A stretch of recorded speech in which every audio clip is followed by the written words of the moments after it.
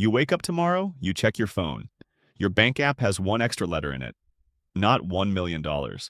Not even $1 billion. $1 trillion. That's not rich. That's not yacht rich. You could personally buy Ford, GM, and Boeing and still have enough left over to buy every NBA team twice rich. So today we're asking the dumbest, most fun question in finance. What do you actually do with that?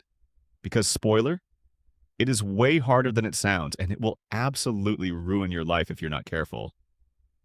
Let's go. Okay, day one. First things first, you're paying off your mortgage. Then your parents' mortgage. Then, out of pure spite, you're paying off your cousin's mortgage, even though he never invited you to his wedding. You buy the house. Then the second house, because the first one didn't have a good view of the ocean. Then a private jet, because commercial flights now feel like a personal insult. Here's the thing nobody tells you. $1 trillion earning just 4% interest a year, the boring, safe stuff, treasury bonds, nothing exciting, is $40 billion a year in interest alone. You could burn through a Kardashian's entire net worth every single week, and your balance would still be going up. You could buy a $400 million yacht, the same one Jeff Bezos has, every single day for over 6 years before you'd even touch the interest, let alone the principal. This is the part in every movie where the music is fun and upbeat and everyone's making bad decisions in a montage.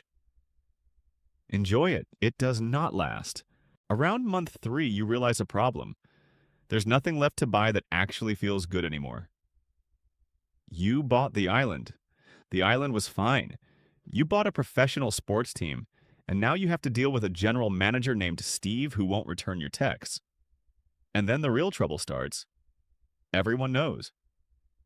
Your phone now has 4,000 unread texts, half of them from people you haven't spoken to since 8th grade, all somehow starting with, "Hey, long time." So random, but you get invited to a business opportunity from a guy named Chad who wants to put your $1 trillion into a revolutionary beverage startup. You say no. Chad tells everyone you've changed. And here's a fun one. The IRS. If you tried to just give away $1 trillion to random people, gift tax alone could claw back nearly 40% of it. Uncle Sam does not care that you're having a fun time.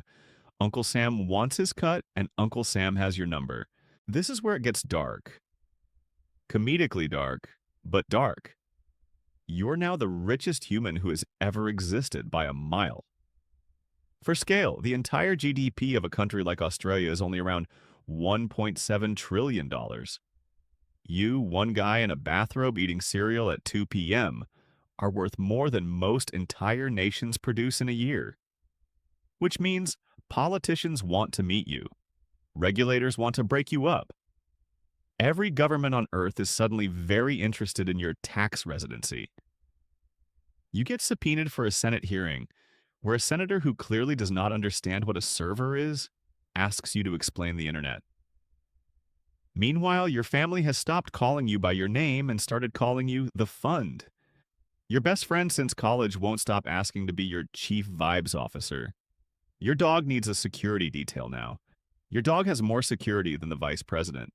You try to just disappear and live a normal life for one day. You go to a Chipotle. Someone recognizes you. Within 4 hours, it's a Bloomberg headline. Trillionaire spotted getting extra guac, market reacts. The stock market, for a company you don't even own, dips 2% because people think you know something they don't. But here's the twist. This is also where it gets genuinely incredible because $1 trillion isn't just buy stuff money. It's end problems money. You could fund the entire NASA budget for over 35 years, solo, no government required.